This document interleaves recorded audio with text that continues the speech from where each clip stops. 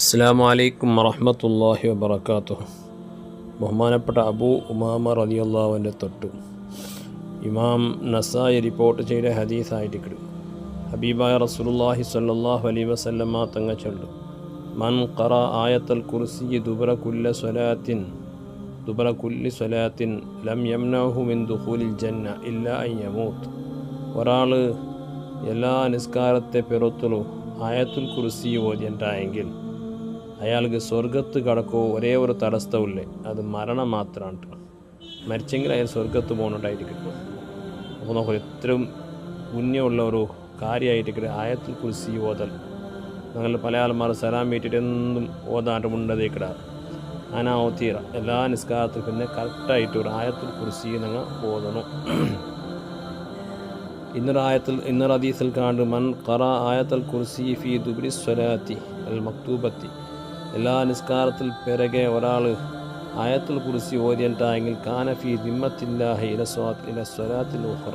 അയാൾക്ക് നെക്സ്റ്റ് നിസ്കാരത്തോളം അയാൾ അള്ളാഹുടെ പ്രൊട്ടക്ഷനിലായിട്ടിരിക്കുന്നുണ്ട്.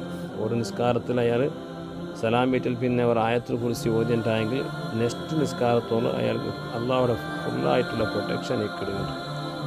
അത്ര മഹത്വമുള്ള ഒരു കാര്യമായിരിക്കും ആയത്തുൽ കുർസി. അള്ളാഹുടെ ഖുർആനിൽ 6600 ചില്ലറ പിന്നെ ആയത്തുകളുണ്ട്. ആയത്തുകൾക്ക് ഏറ്റവും ശ്രേഷ്ഠമായ ഒരു ആയത്തുണ്ടെങ്കിൽ അത് ആയത്തുൽ കുർസി ആയിരിക്കും. അതുപോലെ എല്ലാ നിസ്കാരത്തിൻ്റെയും എല്ലാ ബാങ്കിൻ്റെയും ഇഖാമത്തിൻ്റെ ഇടയിൽ ഒരു ആയത്തുൽ കുർസി ഓതവും സുന്നത്തുണ്ട്. അപ്പോൾ വളരെ പ്രധാനപ്പെട്ട ഒരു ആയത്തായിരിക്കും ആയത്തുൽ കുർസി. ഒരാൾ ഉറങ്ങുമ്പോൾ ആയത്തുൽ കുർസി ഓതിട്ട് ഉറങ്ങിയിട്ടായെങ്കിൽ അയാൾക്ക് സുബഹിത്തോറും ഷെയ്ത്താൻ്റെ ശരീര തൊട്ട് വിളക്ക് കിനാവിനെ തൊട്ടെല്ലാം അയാൾക്ക് കാവലുണ്ടാകുമെന്നെല്ലാം ഹദീസിൽ കാണും. അതുകൊണ്ട് ആയത്തുൽ കുർസി യഥേച്ഛമായിട്ട് ഓതിയിട്ടിരിക്കണം. പ്രത്യേകിച്ചും നിസ്കാരത്തിൽ പിന്നെ അതുപോലെ ബാങ്കിൽ പിന്നെ അതുപോലെ ജാവ് കിടക്കുമ്പോൾ ആയത്തുൽ കുർസി എപ്പോഴും നിങ്ങൾ ഓതിദ്രായമായിട്ട് ഓതി പ്രയത്നാക്കുക. അള്ളാഹു നമുക്ക് തൗഫീക്ക് തന്നാണ് ഗ്രഹിക്കട്ടെ. ഈ ഒരു മെസ്സേജ് എല്ലാവർക്കും എത്തുപാട്ടണം. അസ്സലാമു അലൈക്കും വറഹ്മത്തുള്ളാഹി വബറകാതുഹു.